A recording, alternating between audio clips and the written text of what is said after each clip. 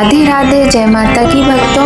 आप सभी का स्वागत करती हूँ स्पिरिचुअल ज्ञान साधना में और आप सभी से अनुरोध करती हूँ कि स्पिरिचुअल ज्ञान साधना को सब्सक्राइब कर लीजिए और बेल आइकन को प्रेस कर दीजिए ताकि आपको नई नई हिंदू धर्म में कार्तिक मास को चातुर्मास का अंतिम मास माना जाता है और इस महीने का शास्त्रों में खासा महत्व बताया गया है।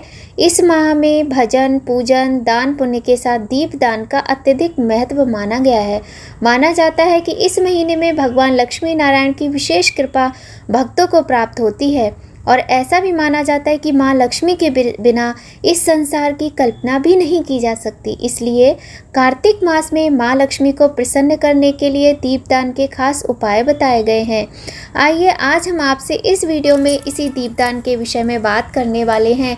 जय माता की, राधे राधे। कैसे आप सभी लोग? आशा करते हैं सभी लोग बहुत अच्छे होंगे। बताने के लिए कमेंट में जय माता की, राधे राधे, हर हर महादेव कुछ भी लिखिएगा और अवश्य लिखिएगा। सबसे पहले आप सभी का बहुत बहुत स्वागत है स्पिरिचुअल ज्ञान साधना में और आप सभी से एक अनुरोध है कि यदि आपने अभी तक हमारे चैनल को सब्सक्राइब नहीं किया है तो जल्दी से कर लीजिए और बेल आइकन को प्रेस कर दीजिए ताकि इम्पॉर्टेंट वीडियो का नोटिफिकेशन आप सभी को समय पर मिलता रहे। तो चलिए प्रारंभ करते हैं आज की वीडियो। आज हम बात करेंगे कार्तिक मास के अंतिम 5 दिनों में जो दीपदान किया जाता है। जैसा कि आप यहाँ वीडियो में देख पा रहे हैं कि मैंने भी दीपदान करने के लिए दीप तैयार किए हैं और ये जो सूखा गोला होता है ना, सूखे गोले को हमने 2 टुकड़ों में कर लिया है और इससे हमने दीप बनाए हैं। इसके बाद हमने जो कलाबा लिया है, कलाबा से हमने 365 बाती का दिया तैयार किया। यहाँ पर हमने थाली में गंगा मैया का गंगा जल लेकर रखा है और गंगा मैया का आवाहन करके ऐसी भावना करके गंगा मैया के नाम से दीपदान किया है। और यहाँ हमने गौशाला में दीपदान किया है क्योंकि पंच दीपदान ये होता है और 5 स्थानों पर दीपदान का बहुत अधिक महत्व होता है। कहा जाता है इस प्रकार करने से माता लक्ष्मी की विशेष कृपा प्राप्त होती है और लक्ष्मी नारायण भगवान कभी भी अपने भक्तों को छोड़कर नहीं जाते हैं। उनके घर में सुख संपदा सदैव भी बनी रहती है। और यहाँ पर अब हम आए हैं देवालय में, शिवालय में, तो हम यहाँ पर भी एक दीपदान करेंगे। तो देखिए, तीसरा दीपदान, एक हो गया गंगा मैया के किनारे दीपदान, एक हो गया गौशाला में दीपदान गाय माता के समीप और एक हो गया देवालय में और चौथा दीपदान जो होगा वो होगा पीपल वृक्ष के समीप। तो पीपल वृक्ष के समीप के बाद जो 5वां दीपदान होता है वो घर में जो हमारी तुलसी माँ होती हैं, तुलसी माँ के समीप हमें 5वां दीपदान करना चाहिए। इस प्रकार से 5 स्थानों पर ये विशेष दीपदान किया जाता है। 365 बाती का ये दिया बनाया जाता है और इस प्रकार से ये दीपदान किया जाता है। कल देवउठनी एकादशी है। देवउठनी एकादशी 23 नवंबर 2023 को है। दिन बृहस्पतिवार का है, गुरुवार का बहुत ही शुभ दिन है। इस देवउठनी एकादशी से लेकर आप देखिए यहाँ पर चंद्र भगवान के दर्शन कीजिए, कितने सुंदर दर्शन हो रहे हैं ना। तो जब हम तुलसी माँ की आरती करते हैं तो भगवान की सभी की आरती फिर हो ही जाती है। इसके बाद देखिए, हम बात कर रहे थे आपसे 5 दिवसीय दीपदान के विषय में।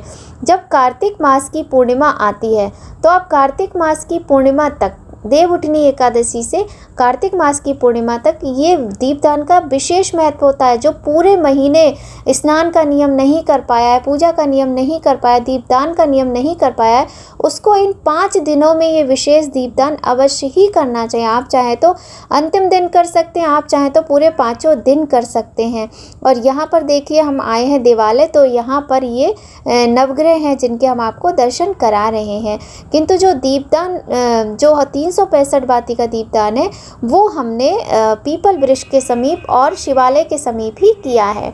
और आप चाहें तो दीपमाला भी भगवान को अर्पित कर सकते हैं, तुलसी माँ को अर्पित कर सकते हैं। जिस प्रकार का आपसे बन सके उतना करना चाहिए, पर करना अवश्य ही चाहिए। और आप यदि चाहें तो हमारी तरह घर में ये बाती बना सकते हैं, दिया बना सकते हैं, और नहीं तो आप बाहर से भी, आपको रेडीमेड मार्केट में जो पूजा की शॉप होती हैं उन पर आपको ये बातियाँ मिल जाएंगी। बड़ी आसानी से मिलती है क्योंकि इनका विशेष महत्व होता है। छोटे छोटे शहरों में, बड़े शहरों में, हर जगह ये बातियाँ मिल जाती हैं। तो आप देख सकते हैं किस प्रकार से हमें ये दिए बनाने, बहुत ही आसान विधि होती है। जैसे कि कलाब में मान लीजिए 5 तार का कलाब है या 7 तार का कलाब है, तो उसी काउंटिंग के हिसाब से आप उसमें उसको कटिंग करके उतने 365 बाती का दिया बना सकते हैं बड़ी आसानी से। और यहाँ पर आपको गाय के घी का प्रयोग करना चाहिए। यदि आपके पास गाय का घी नहीं है तो जो घी है उसी से आप ये बाती प्रज्वलित कीजिए, नहीं तो आप तिल के तेल से भी ये दीपदान कर सकते हैं। विशेष महत्व होता है, किंतु आप कीजिएगा अवश्य।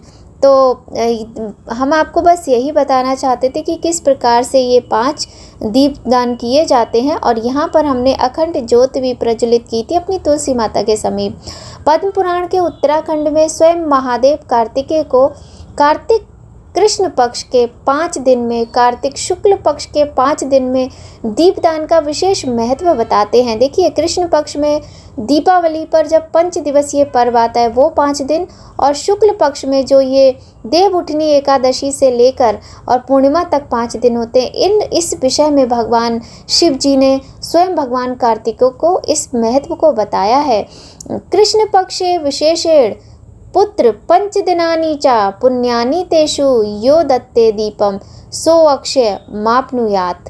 विशेषतः कृष्ण पक्ष में 5 दिन एकादशी से लेकर दिवाली तक बड़े ही पवित्र हैं। उनमें जो भी दान किया जाता है वह सब अक्षय और संपूर्ण कामनाओं को पूर्ण करने वाला होता है। इसी प्रकार से जिस प्रकार से कृष्ण पक्ष में दीपदान 5 दिवसीय अत्यधिक महत्वपूर्ण होता है, उसी प्रकार से शुक्ल पक्ष में देवउठनी एकादशी से लेकर कार्तिक मास के पूर्णिमा तक ये जो विशेष दीपदान है बहुत ही पुण्य फलदायी माना जाता है। अग्नि पुराण में बताया गया है कि जो मनुष्य देव, मंदिर, ब्राह्मण के गृह में दीपदान करता है वह सब कुछ प्राप्त कर लेता है। पद्म पुराण के अनुसार मंदिर में, नदी के किनारे दीपदान करने से माँ लक्ष्मी प्रसन्न होती हैं। दुर्गम स्थान अथवा भूमि पर दीपदान करने से व्यक्ति नरक में जाने से बच जाता है। पद्म पुराण में लिखा है कि जो देवालय में, नदी के किनारे, सड़क पर दीपदान करता है उसे सर्वतोमुखी लक्ष्मी प्राप्त होती है। कार्तिक में प्रतिदिन 2 दीपक जरूर जलाएं, एक श्री हरि नारायण के समक्ष तथा दूसरा शिवलिंग के समक्ष। इस प्रकार से आपको दीपदान का महत्व हम अपनी वीडियो में समय समय पर बताते रहे हैं और आपसे अनुरोध करते हैं कि आप इतने सुंदर धर्म में जब आपने जन्म लिया है, इतने सुंदर देश में आपने जन्म लिया है, तो ये विशेष दीपदान आप अवश्य कीजिएगा। और जो व्यक्ति कार्तिक के पूरे माह किसी भी नियम को नहीं कर पाया है उसके लिए भगवान ने ये विशेष 5 दिन बताए हैं, आपको अवश्य करने चाहिए। और एक विशेष जानकारी हम आपके साथ शेयर करना चाहते हैं कि वैसे तो देखिए देवउठनी एकादशी के दिन ही तुलसी माता का विवाह शालिग्राम जी के साथ किया जाता है, पर मान लीजिए किसी के यहाँ देवउठनी एकादशी नहीं मनाई जाती है, कभी कुछ शोक वगैरह हो जाता है या फिर आप पूजा करने योग्य नहीं है, तो आप कार्तिक पूर्णिमा के दिन भी तुलसी माता और शालिग्राम जी का विवाह कर सकते हैं। माता को 16 श्रृंगार की सामग्री या फिर 5 या 7 वस्तुओं का आप माता को दान कर सकते हैं और बहुत सुंदर तरीके से माता का पूजा अर्चना इत्यादि करें। और 365 बाती का दिया अवश्य ही प्रज्वलित करें, चाहें तो आप एक अखंड ज्योत भी लगा सकते हैं। इस प्रकार से आप भोग भी लगाएं माता तुलसी को देवउठनी एकादशी के दिन या फिर कार्तिक पूर्णिमा के दिन, जैसा भी आपसे बन सके, और माता को भोग लगाएं और पुष्पों की माला चढ़ाएं, माता का श्रृंगार करें, 16 श्रृंगार करें बहुत सुंदर तरीके से, और स्वयं भी 16 श्रृंगार करके हमारी बहनें माता का पूजन इत्यादि करें। जो पुरुष भाई हैं उन्हें भी ये पूजा अवश्य ही करनी चाहिए। देखिए, अपनी अपनी पूजा अपने अपने लिए होती है। वैसे तो जो परिवार का मुखिया होता है, स्त्री हो या पुरुष हो, जो भी करता है वो समस्त परिवार के जनों को उसका लाभ मिलता है। किंतु जब पति पत्नी दोनों साथ में मिलकर करते हैं और उसमें अपने बच्चों को भी सम्मिलित करते हैं ऐसे शुभ कार्यों में, तो उसका महत्व और अधिक बढ़ जाता है। तो इस प्रकार से कार्तिक मास में दीप दान करने का बहुत अधिक महत्व है। माँ लक्ष्मी की कृपा प्राप्त होती है, भगवान नारायण प्रसन्न होते हैं। और एक बात हम आपको बताना चाहते हैं, यहाँ आपने देखा कि हमने थाली में जल रखकर वहाँ पर हमने पूजन इत्यादि किया, दीपदान किया है। क्योंकि हमारे घर के आसपास कोई नदी सरोवर नहीं है और हम जा भी नहीं सकते हैं, वैसे ही आप भी इस प्रकार से गंगा मैया का आवाहन करके, गंगा मैया की भावना करके इस प्रकार से आप दीपदान कर सकते हैं। आशा करते हैं आप सभी के लिए हमारी वीडियो बहुत अधिक लाभदायक होगी। यदि आपको हमारी वीडियो पसंद आए तो लाइक कीजिएगा और मिलते हैं आपसे एक नई जानकारी के साथ बहुत अच्छी वीडियो में। जय माता की, राधे राधे।